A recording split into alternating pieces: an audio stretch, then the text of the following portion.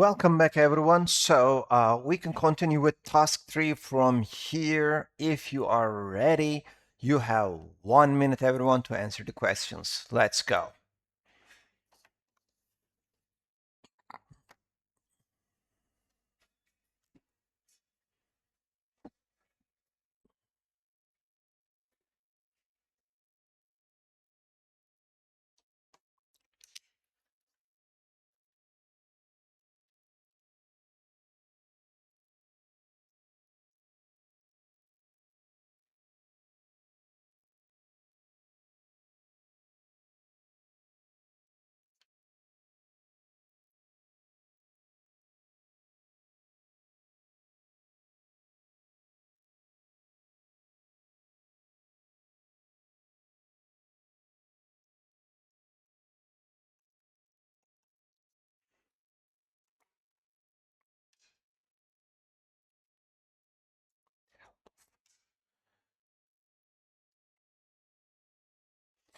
All right, time is up, everyone. Let's check the answers very fast. So, art, this is about art. As you can see, art allows people to express complex ideas. So, what does art do? Art enables people to express complex ideas. Now, let's again remember the word express ideas and emotions. It's a beautiful vocabulary item, everyone.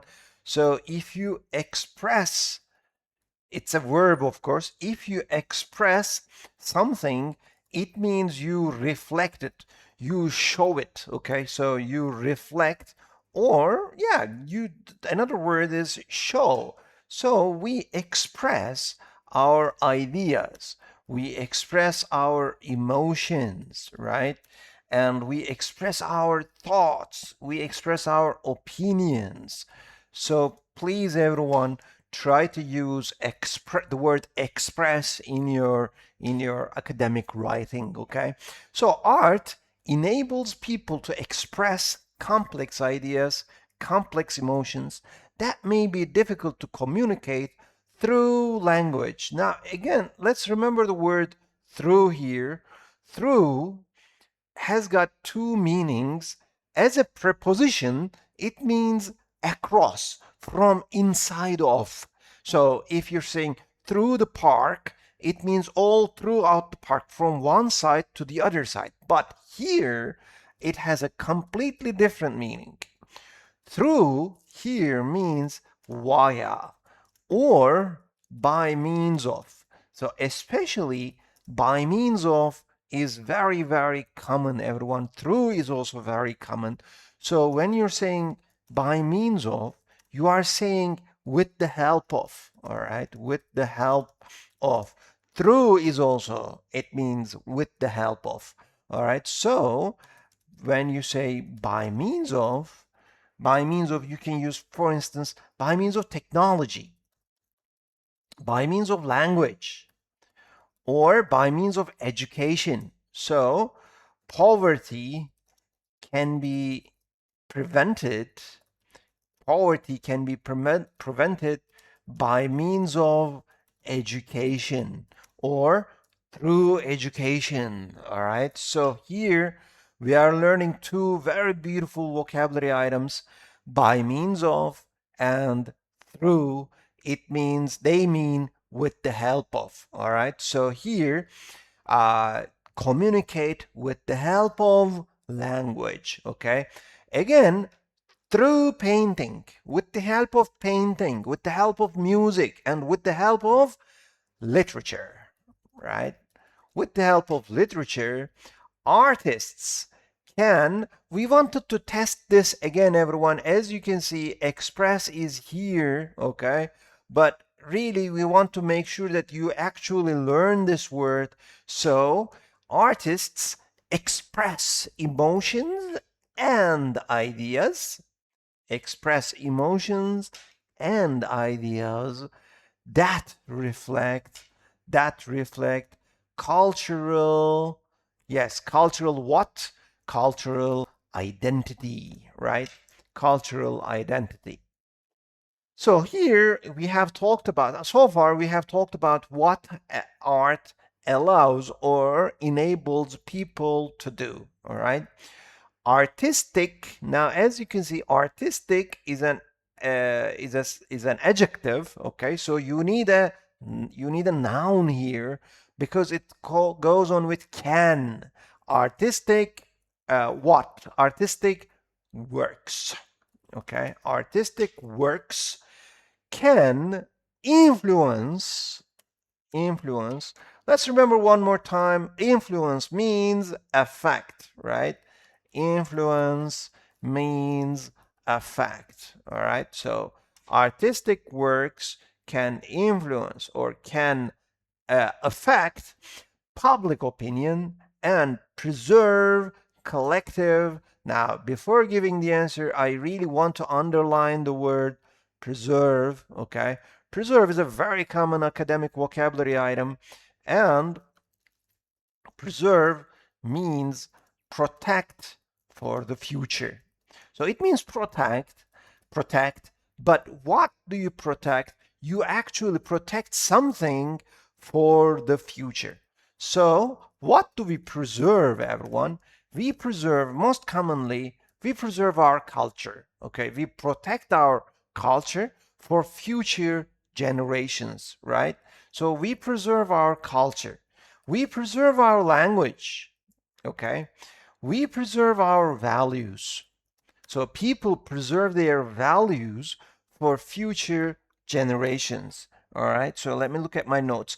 And you can preserve physical things as well. For instance, you preserve historical sites, for instance, okay? So you preserve, or we preserve, people preserve historical sites. They protect historical sites for future generations, okay? So it's a very good and very common vocabulary item, all right? So artistic works can influence people's opinion and protect collective what? Collective what? This is a little difficult. Collective memory, people's memory, or society's memory. Collective means everyone's, belonging to everybody. Okay, so collective is actually the opposite of individualistic. Okay, collective is the opposite of individualistic. So if something is individualistic, it belongs to one person only.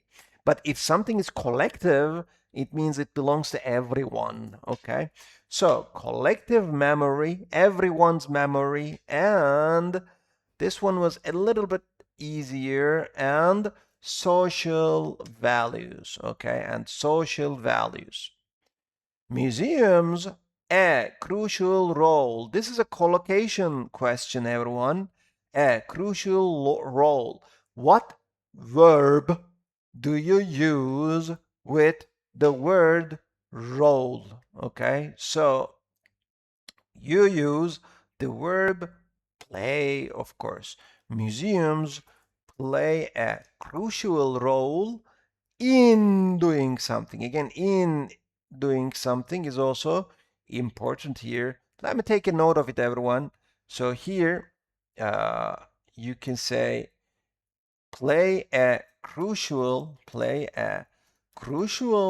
or play a significant role in doing something.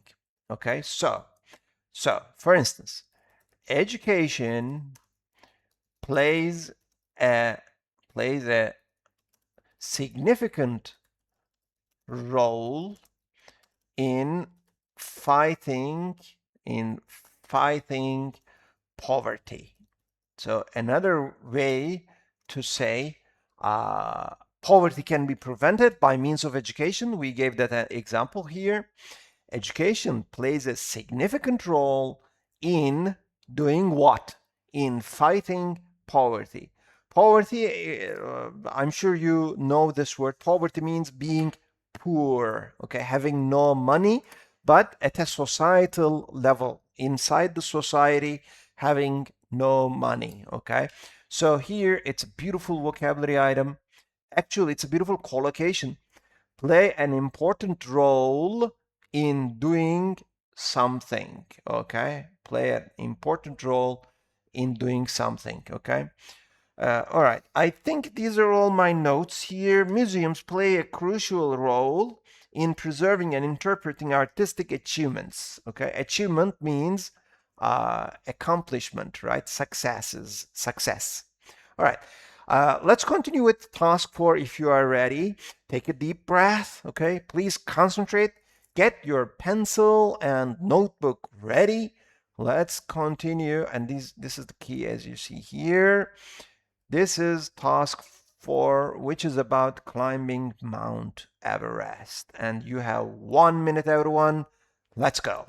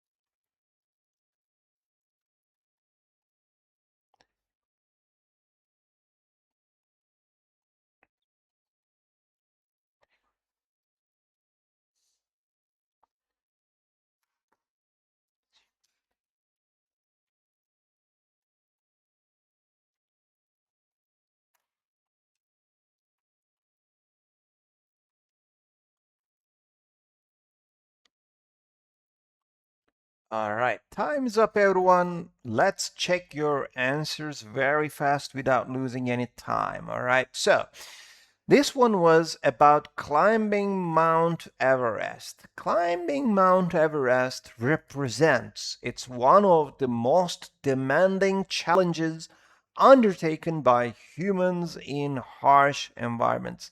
So here we have the word challenge and undertake, okay? It's passive here, but normally undertake a challenge or undertake something means take on, all right? If someone take on, if something undertakes a responsibility, undertakes a challenge, it means you take on or you assume that responsibility or challenge. So commonly we use it with undertake challenges, okay? Undertake challenges or undertake responsibilities, okay? Undertake responsibilities, or we undertake duties. So it means you assume them, you take them on yourself, all right? So for example, John undertakes the most difficult tasks in our company. I couldn't write it. Come on. Tasks in our company. So he undertakes the most difficult tasks in our company. So as a passive, uh, undertaken is used in our sample sentence here. It's a beautiful vocabulary item, okay? Uh, so it's one of the most challenging, one of the most difficult tasks undertaken by humans in harsh environments. I'm sure you know the word harsh. It means tough, okay? But we can take a note of it for people who don't know, okay? Harsh means tough, okay? So again, it means challenging, all right? So harsh and tough environments. Due to extreme altitude, extreme altitude. Altitude means what, everyone? Altitude means how high a place is from sea level.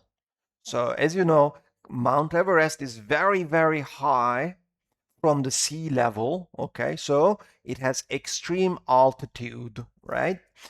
And unpredictable. This one is actually not very difficult, okay, but you have to think about it a little. And unpredictable weather conditions, all right? So unpredictable weather conditions. So here the word predictable, if something is predictable, it means you can be predict can be estimated or can be guessed. So can be guessed. So you sit down and you say, hey, the weather is going to be like this today. Okay, so it's predictable. You can guess it. You know it. Okay, but if it's unpredictable, you can it changes constantly. It changes all the time. So you cannot make a prediction. You cannot guess. You cannot estimate. You don't know. Okay, weather conditions. Now, climbers, so because of extreme altitude and unpredictable weather conditions, climbers, now this one was a little difficult. Climbers is your subject. Rely on is your verb. So, if you have a subject, okay, and if you have a verb, all right, what can you have in between? What can you have? What can go in between? Actually, there are some things that can go there, but most commonly, it's either auxiliary, helping verb, or a modal verb. All right. So either an auxiliary or a modal verb. So here it starts with am. Okay, am. So the best thing that can go here is climbers rely on rely on careful planning and advanced training. Careful planning and advanced training. Successful expeditions. Now here the word expedition is if you are going on climbing on the mountain, it's called an expedition. Okay, expedition is when you go and climb a mountain. It's different from journey or travel. Okay, so successful travels to the mountain, okay, they require physical endurance. Endurance is strength, right? Physical strength. All right. So endurance, let me take a note of it as well. Endurance is the strength to this, I could not write it, strength to resist something, resistance, okay? The strength to resist something means endurance. So physical endurance, physical strength, and mental strength. Actually, there are two parallel stuff here. So physical strength and mental strength. And a clear something off environmental dangers. Now, people, if you see off here, before that, it's always a noun. So you need a noun here, okay? And a clear understanding of environmental dangers. Now, this one was a little difficult, everyone. So something parallel to environmental dangers and what? Dangers and what? Dangers and what? Dangers and risks. Environmental dangers and environmental risks. Again, last one was a little challenging. Now, if you look at here, modern equipment and logistical support. As you can see, everyone, this is something very positive, right? So if you have modern equipment and logistical support, it is something positive, all right? But if you look at here, the ascent remains highly dangerous. So it remains highly dangerous. This is something negative, all right? So you have one positive thing here, modern equipment and logistical support. It's positive. The ascent remains highly dangerous. It's negative. So you have contrast here, contrast, two opposite sides. So in order to give that contrast, you use despite. Despite and in spite of are the same, right? Despite and in spite of are the same, and you use a noun after them and you give negativity, okay? So very clear example, despite the heavy rain,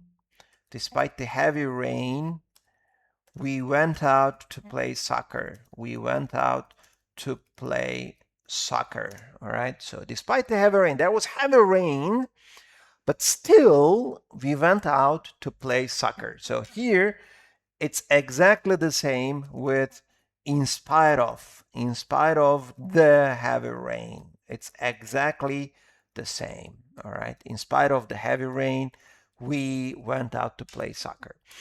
I hope you had fun in this text, everyone. So, despite modern equipment and logistics, now, oh yeah, there's another word here, ascent and descent. These are very common vocabulary items, everyone. Ascent actually means climb up, okay? Ascent means climb up, okay? And the opposite word for this is descent.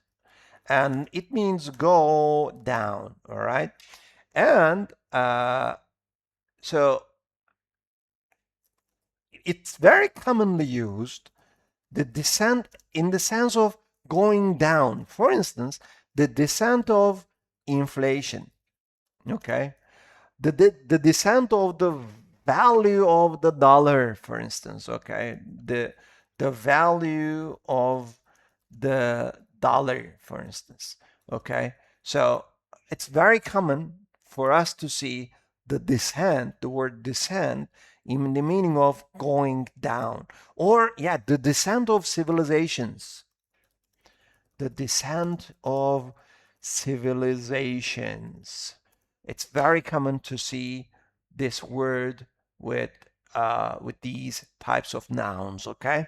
All right, so this is it, everyone. I hope you had fun doing task 4, okay? Let's take a short break here, and after the break, and you can see the key here, and after the break, we will continue with timed practice 4. See you after the break, everyone.